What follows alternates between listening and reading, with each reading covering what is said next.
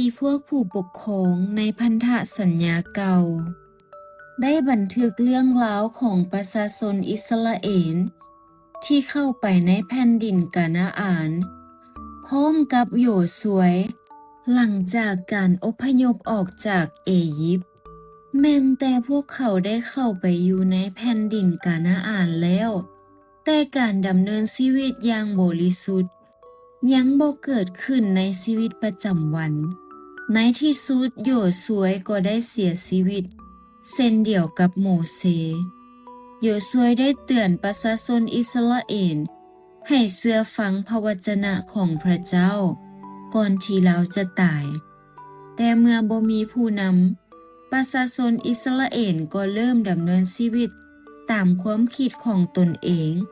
และถึงขั้นไปนมัสการพระของชาวกานาอานพระเจ้าจึงทรงให้ชนชาติที่ยังคงอยู่ในแผ่นดินกานาอานและประเทศใกล้เคียงลุกขึ้นมาเฮ็ดสงครามกับอิสราเอลเมื่อพบความทุกข์ยากแบบนั้นประชาชนอิสราเอลก็ได้กลับใจจากความบาปที่ได้หันหลังให้พระเจ้า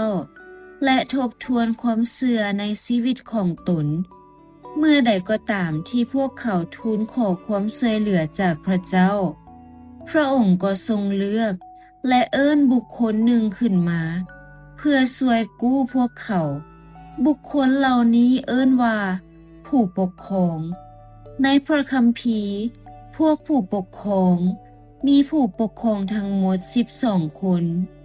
มีบางคนเช่นกิเดโอนเย็บทาและแซมสันที่มีเรื่องราวถูกบันทึกอย่างละเอียดในขณะที่บางคนมีเพียงการบันทึกสั้นๆเท่านั้นเมื่อพวกเขาอ่านพระธรรมพวกผู้ปกครองบทที่13ในมื้อนี้พวกเขาจะเห็นว่าประชาชนอิสราเอลดำเนินชีวิตอย่างชั่วร้ายดังนั้นพระเจ้าจึงทรงให้พวกเขาตกอยู่ใต้การปกครองของชนชาติหนึ่งที่เอิ้นว่าชาวฟิลิสตีนเป็นเวลา40ปีชาวฟิลิสตีนอาศัยอยู่ทางทิศตะวันตกเฉียงใต้ของอิสราเอลและเป็นชนชาติที่มีความชำนาญในการเฮ็ดเหล็กหลายที่สุดในแผ่นดินกานาอานถ้าเว้าในภาษาสมัยใหม่พวกเขามีอาวุธที่ทันสมัยที่สุดบ่ว่าประชาชนอิสราเอลจะคิดว่า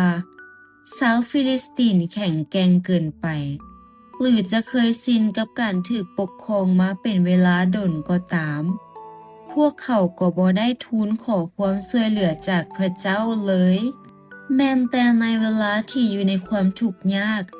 แต่ถึงแม้นว่าอิสราเอลจะลืมพระเจ้าพระองค์ก็บ่ได้ทรงลืมความทุกข์ยากและความลำบากของพวกเขาเลย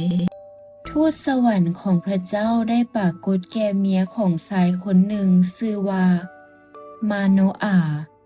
ผู้อยู่ในเผ่าด่านของอิสราเอลและกล่าวว่าเจ้าจะให้กำเนิดบุตรคนหนึ่งผู้ที่จะช่วยกู้อิสราเอลตั้งแต่นี้ไปเจ้าอย่าดื่มเหล้าองุ่นและอย่าแตะต้องสิ่งที่เป็นมลทิน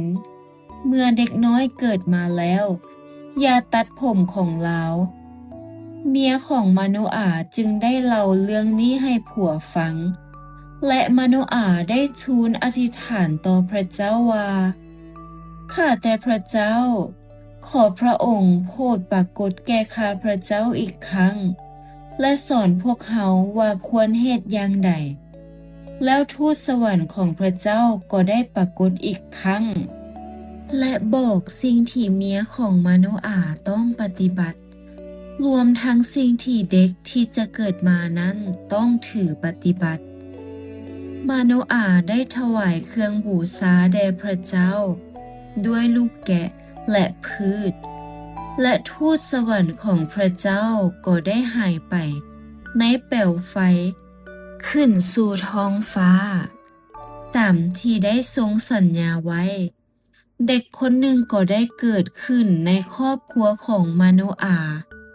โดยพวกเขาระลึกถึงพระบัญญัติของทูตสวรรค์จึงตั้งชื่อเด็กนั้นว่าแซมสันพระเจ้าได้อวยพรเด็กคนนั้นและมาโนอากับเมียก็ได้เลี้ยงดูเขาตามที่ทูตสวรรค์ของพระเจ้าได้สั่งไว้ทุกประการและแซมสันก็เติบใหญ่ขึ้นเป็นผู้ใหญ่เมื่อฮอดเวลาที่กำหนดพระวิญญาณของพระเจ้าก็เริ่มเคลื่อนไหวในตัวของแซมสันอยู่สถานที่หนึ่งที่เอิ้นว่าค่ายของคนด่านซึ่งอยู่บริเวณซ้ายแดนระหว่างอิสราเอลกับชาวฟิลิสตีนแล้วแซมสันจะใช้วิธีใดในการช่วยกู้อิสราเอลจากชาวฟิลิสตีน